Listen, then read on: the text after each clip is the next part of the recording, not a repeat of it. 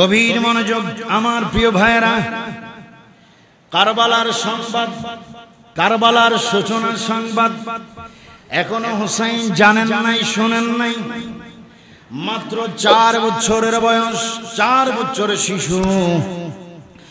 আল্লামা ইমাম ইবনে হাজার মক্কি রাদিয়াল্লাহু তাআলা আনহু এবং আস-সাওয়াইকে মুহরাকার মধ্যে হাদিসখানা উল্লেখ রয়েছে, খাসাইসে কুবরার মধ্যে রয়েছে, তাহজিবুত তাহজিবের মধ্যে রয়েছে, সিররুশ শাহাদাতাইনের মধ্যে রয়েছে, বিশেষ করে আল বিদায়া ওয়ান নিহায়ার 8ম খণ্ডে 220 পৃষ্ঠার মধ্যে হাদিসখানা উল্লেখ রয়েছে। ভাইয়েরা আমার, গভীর মনোযোগ, হাদিস বলছি। হাদিসখানা রওয়ায়াত করেন, হাদিসখানা রওয়ায়াত করেন হযরতে উম্মে সালমা রাদিয়াল্লাহু তাআলা আনহা, নবীজির স্ত্রী। সুবহানাল্লাহ। হযরত উম্মে সালমা রাদিয়াল্লাহু তাআলা আনহা তিনি বলছেন, একদিন সকালবেলা ফজরের নামাজের পরে আল্লাহর নবী মসজিদে নববী থেকে নামাজ শেষ করে আমার হুজরায় আসলেন। আমার হুজরায় আসার পর হাসান এবং হুসাইন ছোট্ট মাসুম ছিলেন, নানাকে দেখার জন্য বাড়ির থেকে দৌড় দিয়ে আমার ঘরে চলে আসলেন। নবীজি বসে আরাম করছেন। যখন দয়াল নবীজি আরাম করছেন, ওই মুহূর্তে হাসান হুসাইন দৌড় দিয়ে আমার ঘরের মধ্যে প্রবেশ করলো। দুনো ভাই খেলাধুলা করতেছে।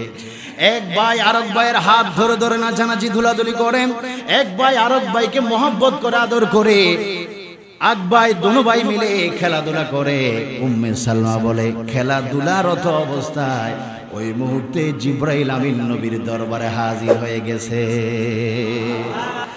জিবরাইল আমিন বললেন, ইয়া রাসূলুল্লাহ, ইয়া হাবিবাল্লাহ, ইয়া রাসূলুল্লাহ, আপনি ওফাত মোবারক হওয়ার পর আপনার এই নাতিকে কারবালার জমিনে আপনার উম্মতেরা শহীদ করে দিবে। নাউজুবিল্লাহ।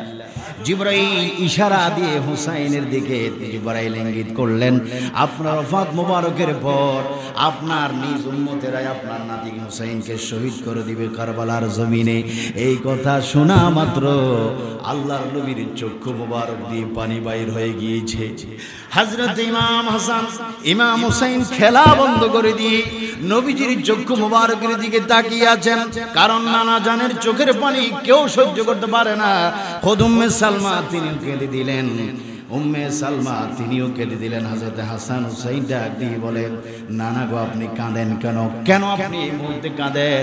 আমরা তো হাসার মধ্যে ছিলাম, আমরা তো খেলাধুলার মধ্যে ছিলাম। আল্লাহর নবী ডাক দিয়ে বলে, হুসাইন, আমি কাঁদি কি জন্য রে হুসাইন? কিছুক্ষণ পূর্বে জিবরাইল আমিন আমার কাছে এসেছে, তোমার শাহাদাতের সংবাদ আমার কাছে দিয়ে গিয়েছে। হুসাইন, তুমি শহীদ হবে কারবালার জমিনে। হুসাইন চিৎকার দিয়ে বলে, নানা, ও নানা, ইয়া রাসূলুল্লাহ, নানা গো, শহীদ কি? শহীদ কাকে বলে? নানা গো, কারবালা কি? কারবালা কাকে বলে? নানা গো, জীবনে বহুত শব্দ আপনার জবান মোবারক থেকে শুনলাম, এত শব্দ, এই শব্দ আর কোনোদিন ইয়া রাসূলুল্লাহ শুনতে পারি নাই। আমার নবী বলেন, হুসাইন, কারবালা একটা স্থানের নাম, কারবালা একটা জায়গার নাম। হুসাইন রে, হুসাইন রে, সেই কারবালার ময়দানে আমি রাসূল দুনিয়া থেকে চলে যাওয়ার পর ইসলাম দুর্বল হয়ে যাবে, ইসলাম ডাউন হয়ে যাবে, ইসলামের নামে কলঙ্ক শুরু হবে, অন্যায় বেড়ে যাবে, অত্যাচার বেড়ে যাবে, জুলুম বেড়ে যাবে। হুসাইন, হুসাইন ওই মুহূর্তে সত্য প্রচারের জন্য, ইসলামকে প্রতিষ্ঠিত করার জন্য কারবালার ময়দানে এজিদ বাহিনী তোমাকে শহীদ করে দিবে। হুসাইন, তোমার রক্তের ফোঁটার বিনিময়ে আমি নবীর ইসলাম আবার জিন্দা হবে। হুসাইন ছোট্ট মাসুম বাচ্চা চিৎকার দিয়ে বলে, নানা গো, আমার রক্ত কেন বাইর হবে? কয়, তোমাকে জবা করে দিবে কারবালার ময়দানে। নানা গো, আমার অপরাধ কি, দোষ কি? কয়, কোনো দোষ নাই, তোমার রক্তের ফোঁটার বিনিময়ে ইসলাম জিন্দা হবে, তোমার রক্তের ফোঁটার বিনিময়ে হাসরের ময়দানে আমার গুনাহগার উম্মত নাজাত পাবে, জান্নাতি হবে। হুসাইন ডাক দিয়ে বলে, নানা, আলহামদুলিল্লাহ রাব্বিল আলামিন, নানা, আমার রক্তের বিনিময়ে ইসলাম যদি জিন্দা হয়, আমার রক্তের বিনিময়ে ইসলাম কলঙ্ক মুক্ত যদি হয়, আমার রক্তের বিনিময়ে আপনার গুনাহগার উম্মত যদি নাজাত প্রাপ্ত হয়, ইয়া রাসূলুল্লাহ, আমি আলহামদুলিল্লাহ বললাম, আমি হুসাইন ইসলামের জন্য, আপনার গুনাহগার উম্মতের জন্য কারবালার ময়দানে আমার প্রাণ আমি দিয়ে দিব। জোরে বলুন সুবহানাল্লাহ। আল্লাহর প্রিয় নবী আল্লাহর প্রিয় নবী দু জাহানের বাদশা নবী মুহাম্মদুর রাসূলুল্লাহ সাল্লাল্লাহু আলাইহি সাল্লাম দোনো ভাইকে একত্রে জড়াই ধরলেন। দোনো ভাইকে একত্রে জড়াই ধরে আল্লাহর নবী হাসানের কপালে চুমা দিলেন এবং ইমাম হুসাইন রাদিয়াল্লাহু তাআলা আনহুর কণ্ঠনলীর মধ্যে চুমা দিয়ে এবার আল্লাহর নবী উম্মে সালমাকে ডাক দিলেন, এ উম্মে সালমা, এই যে জিবরাইল আমার নিকট আগমন করলো, কারবালার সংবাদ শুধু দিয়েছে তা নয়, এই উম্মে সালমা কারবালার থেকে এক মুষ্টি লাল রঙের মাটি আমাকে দিয়ে গিয়েছে। উম্মে সালমা, এই মাটিগুলি তুমি আমানত রেখে দাও, যেই দিন তুমি দেখবে এই মাটিগুলি রক্তে পরিণত হয়ে যাবে, সেই দিন মনে করবে আমার হোসাইন শহীদ হয়ে গিয়েছে। ভাইরা আমার, আল্লামা শেখ আব্দুল হক মুহাদ্দিস দেহলভী রাদিয়াল্লাহু তাআলা মা সাবাতা বিস সুন্নাহর 32 পৃষ্ঠায় উল্লেখ করেন, তিরমিজি শরীফের হাদিসের মধ্যে রয়েছে, যেই দিন কারবালার জমিনে ইমাম হোসেনকে শহীদ করা হলো, উম্মে সালমা তখনও জিন্দা ছিলেন, তিনি জিন্দা ছিলেন 61 হিজরিতে, কারণ উম্মে সালমা রফাত হয়েছে 63 অথবা 62 হিজরিতে উম্মে সালমা রফাত মুবারক হয়েছে। হযরত উম্মে সালমা তখনও জিন্দা ছিলেন। ওই দিন মুহররমের 10 তারিখ একজন আনসারী মহিলা, সালমা, মহিলার নাম সালমা, তিনি নিজে বর্ণনা করেন, এই বর্ণনাটা তিরমিজি শরীফের হাদিসের মধ্যে এসেছে এবং মাসাবাত বিস সুন্নাহর কিতাবের মধ্যে ইমাম আল্লামা শেখ আব্দুল হক মুহাদ্দিস দেহলভী হাদিসখানা তিনি উল্লেখ করেছেন। তিনি বলছেন, ওই দিন আমি সালমা হযরতে মা উম্মে সালমার হুজরায় গেলাম, আমি দেখলাম হযরত উম্মে সালমা অঝরে নয়নে উম্মে সালমা কাঁদতেছে, শুধু কান্দে আর কান্দে। আমি জিজ্ঞাসা করলাম, মা, ও মা, কেন আপনি কান্দেন? আপনি কেন কান্দেন? কি হয়েছে আপনার? উম্মে সালমা ডাক দিলেন। উম্মে সালমা বলে, আমি কিছুক্ষণ পূর্বে আমার দয়াল নবীকে আমি স্বপ্নে দেখেছি।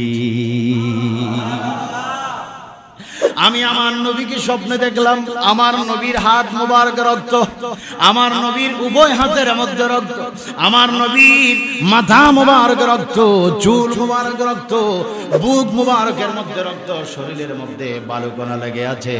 উম্মে সালমা বলে, আমি রাসূলকে অবস্থা থেকে আমি পেরেশান হয়ে গেলাম। আমি আমার নবীকে জিজ্ঞাসা করলাম, ইয়া রাসূলুল্লাহ, ইয়া হাবিবাল্লাহ, আমি কি দেখলাম? ইয়া রাসূলুল্লাহ, আপনার এই অবস্থা কেন?